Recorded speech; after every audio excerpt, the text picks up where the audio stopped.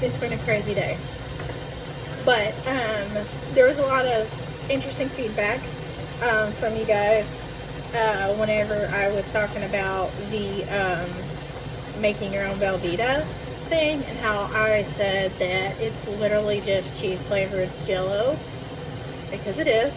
And this recipe I found, I actually haven't tried it yet, but they're pretty much all the same.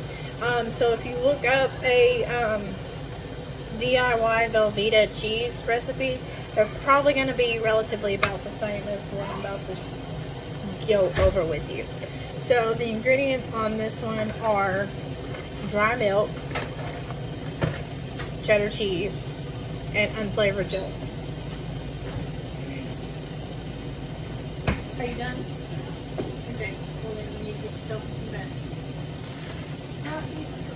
No, I'm not arguing with you. Oh, anyway, I usually buy these from Sam's Club in bulk because it really does pretty well for our family. This is I want to say it's like 5 pounds of fancy shredded cheddar. And clearly we didn't get to the bottom of it within a month's time, and it's starting to get that funky like brick feeling to it. So I figured, you know, what better thing to do with it than to make some Velveeta cheese out of it. So boiling water, dry milk, cheddar cheese, unflavored gelatin. That's all you need for this. And I kind of always have unflavored gelatin like hanging out around the house. This is what it looks like. It's pretty stinking cheap. Go lay down. Do what I said. It's been a crazy day, like I said.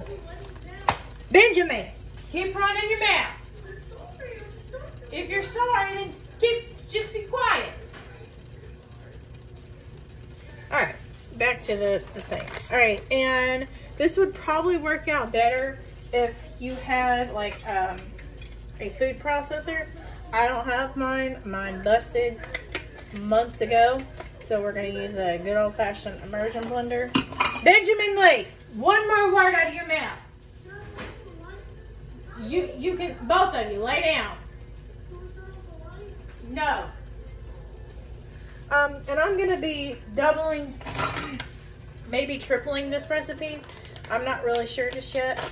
I don't pay attention to instructions, as y'all know, most of the time.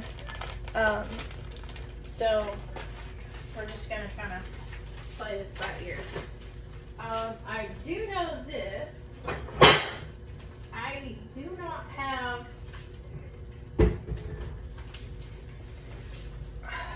normally I save little Velveeta cheese boxes, you know, the little cardboard Velveeta cheese boxes, and that is something I think would be super useful to hang on to if you were wanting to try this.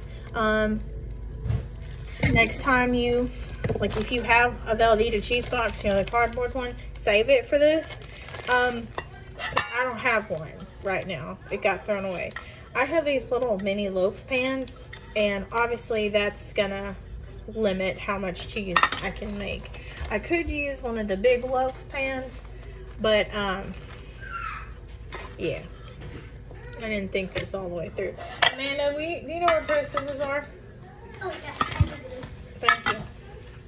But anyway, I've got to get my life together. Obviously, I've got 4 of these, and I'm hoping that will yield like 1 batch of this. We're gonna see. We gonna see. And it says parchment paper. No, actually, I think the actual recipe says clear plastic wrap, and I just don't trust clear plastic wrap in this kind of situation. So we're gonna go big, and we're gonna use a. Amanda, are you bringing me scissors?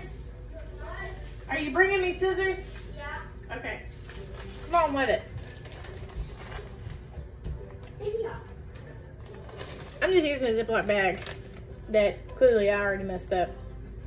because I think this is a bit more sturdy plastic than the clear plastic wrap, because I'm cheap and I'll buy the Great Value brand plastic wrap, and I just don't think it's going to be able to withstand the heat on this. Amanda! Taking too long. I'm going to use my kitchen shears on this one. And I'm going to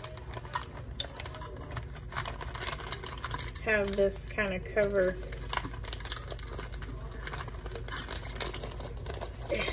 So it works out to be about one side of a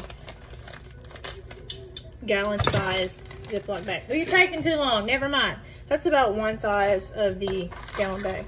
Thank you, ma'am. You took too long. Appreciate it. And what you're going to do is you're going to take your loaf pan or your Velveeta cheese cardboard box, and you're going to use that as your mold to put your cheese in. So when you pour it in there, obviously it's going to do a whole lot better. So I don't have anything to like hold this down with, so I'm just going to like hold this down, and I'm going to spray the inside of it with some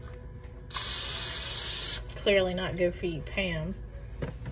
You could probably use butter for this and end up in a lot better situation. But alright, so because I don't follow directions, I'm gonna do the gelatin part first.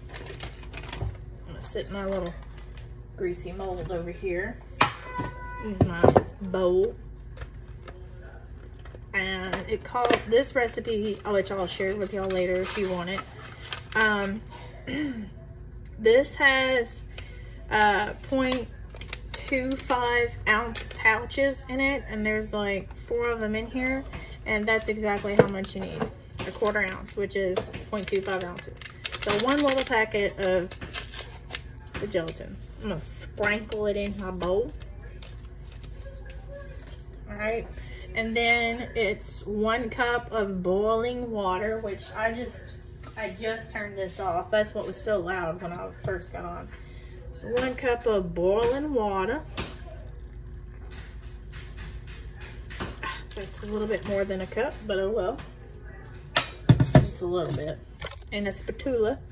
I'm gonna stir my boiling water and the gelatin together. Gotta take my glasses off. It's not working out. All right, and 6 tablespoons of the dry milk. I'm gonna save the cheese for the very last. I'm sure my smart friends probably know why I'm saving the cheese for last. I'll give you a hint if you haven't figured it out yet. The cheese is gonna melt, right? And obviously you do want it to melt some, but you want it to more combiney-winey, yes. So 6 tablespoons of the powdered milk. It's 1, 2, 3, 4, 5, 6. Y'all know powdered milk is super cheap too. So already y'all are saving a whole lot of money on the Velveeta cheese if you do it like this. I'll do the overall like cost breakdown later. Alright, and last but not least, you're gonna need your cheddar cheese. And it calls for 1 batch is 16 ounces of cheese, which I believe is 2 cups. Don't quote me on that. Hey Siri. Hey Siri. She's not listening. Yeah. I'm pretty sure that there are 8 cups. 8 ounces in a cup. But we don't.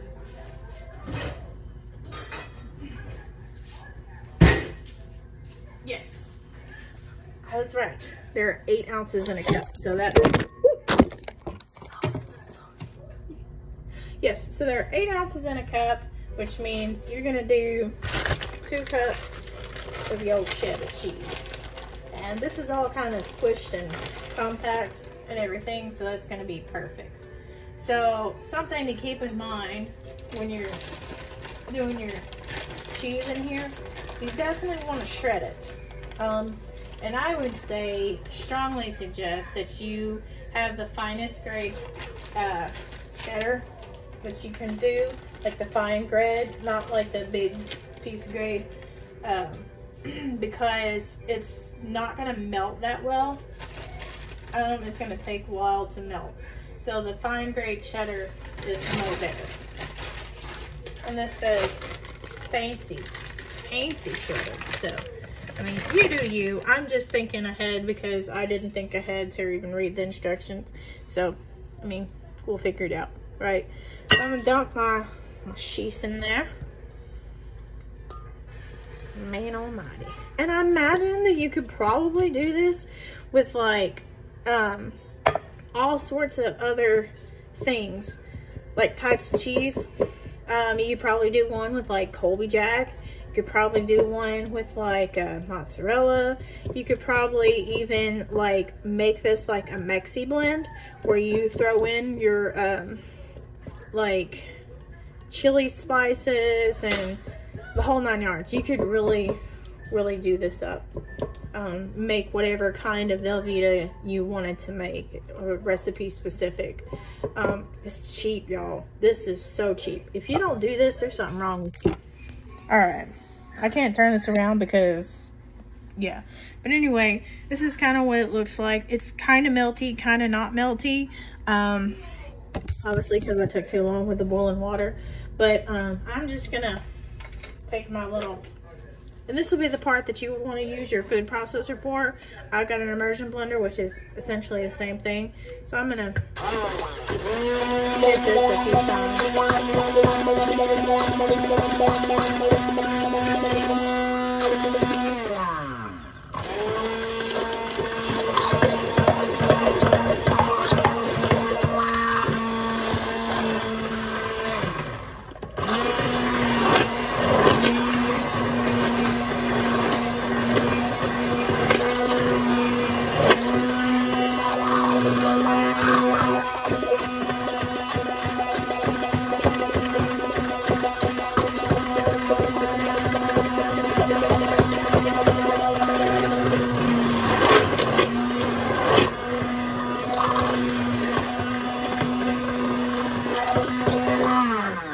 Sorry y'all are having to endure this, but I'm not gonna pause this and start a separate video because I kind of wanted this to be like an all-in-one, so you're just gonna have to deal with the noise. Bravery.